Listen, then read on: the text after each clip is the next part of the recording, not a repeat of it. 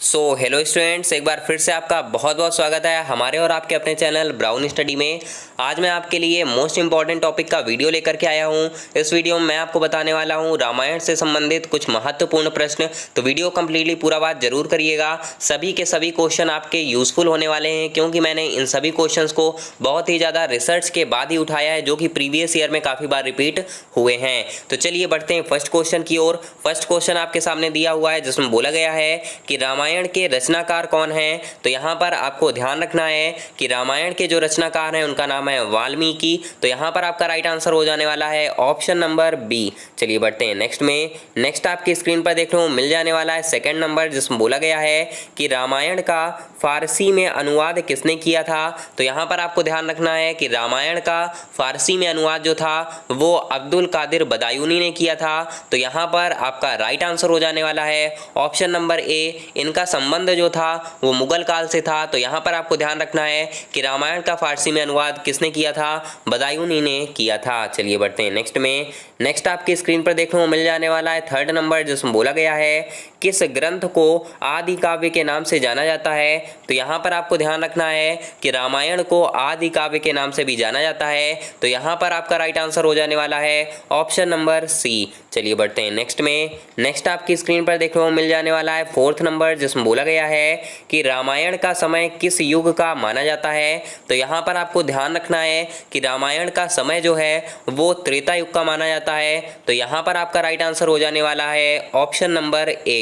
चलिए बढ़ते हैं नेक्स्ट में। नेक्स्ट आपकी स्क्रीन पर देखने को मिल जाने वाला है फिफ्थ नंबर, जिसमें बोला गया है वाल्मीकि रचित रामायण किस भाषा का पवित्र ग्रंथ है। तो यहाँ पर आपको बताना है कि वाल्मीकि जी ने जिस रामायण की रचना की थी वो किस भाषा का पवित्र ग्रंथ है। तो यहाँ पर आपको ध्यान रखना है कि यहाँ पर आपका राइट आंसर हो जाने वाला है ऑप्शन नंबर ए संस्कृत, क्योंकि वाल्मीकि जी ने जिस रामायण की रचना की थी वो संस्कृत भाषा में ही की थी, इसलिए यहाँ पर आपका राइट आंसर हो जाने वाला है ऑप्शन नंबर ए। चलिए बढ़ते हैं नेक्स्ट में। तो नेक्स्ट यहाँ पर आपको देखने को मिल जाने वाला है सिक्स नंबर, जिसमें बोला गया है कि रामायण शब्द का शाब्दिक अर्थ क्या है। तो यहाँ पर आपको ध्यान रखना है रामायण शब्द जो है उसका शाब्दिक अर्थ होता है भगवान राम की यात्रा।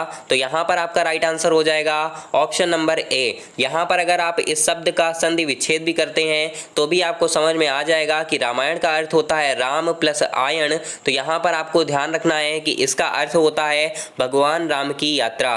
चलिए बढ़ते हैं नेक्स्ट में। नेक्स्ट आपके स्क्रीन पर देखने को मिल जाने वाला है सेवेंथ नंबर, जिसमें बोला गया है निम्नलिखित में से किसे आदि कवि के नाम से जाना जाता है। तो आपको यहाँ पर ध्यान रखना है कि आदि कवि के नाम से जानने वाले कवि जो हैं वो हैं वाल्मीकि जी। तो यहाँ पर आपका राइट आंसर हो जाने वाला है ऑप्शन नंबर बी। अभी अभी मैंने बताया था कि आदि ग्रंथ जो है वो किसे कहा जाता है, रामायण को। तो उनके जो रचयिता हैं उन्हीं को आदि कवि के नाम से जाना जाता है। चलिए बढ़ते हैं नेक्स्ट में। नेक्स्ट आपकी स्क्रीन पर देखने को मिल जाने वाला है एट्थ नंबर, जिसमें बोला गया है कि रामायण में कुल कितने श्लोक हैं। तो यहाँ पर आपको ध्यान रखना है कि रामायण में 24,000 श्लोक हैं। तो यहाँ पर आपका राइट आंसर हो जाने वाला है option number B. Most important question है एग्जाम पर्पज से। चलिए बढ़ते हैं नेक्स्ट में। नेक्स्ट आपकी स्क्रीन पर देखने को मिल जाने वाला है नाइन्थ नंबर, जिसमें बोला गया है कि लक्ष्मण जी को किसका अवतार माना जाता है। तो यहाँ पर आप सभी को पता ही होगा कि लक्ष्मण जी को किसका अवतार माना जाता था। तो यहाँ पर हो जाएगा शेषनाग। तो यहाँ पर आपका राइट आंसर हो जाने वाला है ऑप्शन नंबर डी। चलिए बढ़ते हैं नेक्स्ट में। नेक्स्ट आपकी स्क्रीन पर देखने को मिल जाने वाला 10th नंबर, जिसमें बोला गया है कि उस जंगल का नाम क्या था जहां भगवान राम, लक्ष्मण और देवी सीता वनवास के दौरान रुके थे। तो यहाँ पर आपको ध्यान रखना है कि उस वन का नाम क्या था। तो यहाँ पर आपका राइट आंसर हो जाएगा दंडकारण्य। क्या हो जाएगा, दंडकारण्य आपका राइट आंसर हो जाएगा। मोस्ट इंपॉर्टेंट क्वेश्चन है एग्जाम पर्पज से।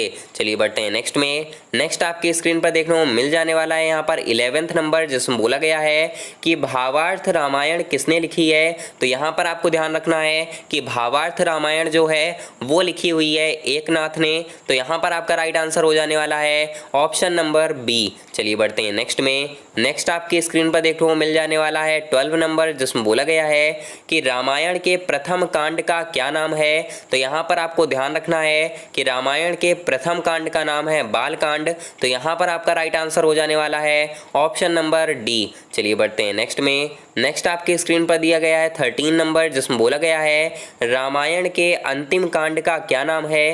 तो यहाँ पर आप सभी को पता होगा कि रामायण के अंतिम कांड का नाम है उत्तरकांड। तो यहाँ पर आपका राइट आंसर हो जाने वाला है ऑप्शन नंबर ए। चलिए बढ़ते हैं नेक्स्ट में। नेक्स्ट आपकी स्क्रीन पर दिया गया है यहाँ पर 14 नंबर, जिसमें बोला गया है राजा जनक का मूल नाम क्या था। तो यहाँ पर आपको ध्यान रखना है कि राजा जनक का जो मूल नाम था वो था शीरध्वज। तो यहाँ पर आपका राइट आंसर हो जाने वाला है ऑप्शन नंबर ए। चलिए बढ़ते हैं नेक्स्ट में। नेक्स्ट आपकी स्क्रीन पर दिया गया है 15 नंबर, जिसमें बोला गया है महर्षि वशिष्ठ की गाय का क्या नाम था। तो यहाँ पर आपको ध्यान रखना है, मोस्ट इंपॉर्टेंट क्वेश्चन है ये एग्जाम पर्पज से। महर्षि वशिष्ठ जो थे उनकी गाय का नाम था सुरभि। तो यहाँ पर आपका राइट आंसर हो जाने वाला है ऑप्शन नंबर सी।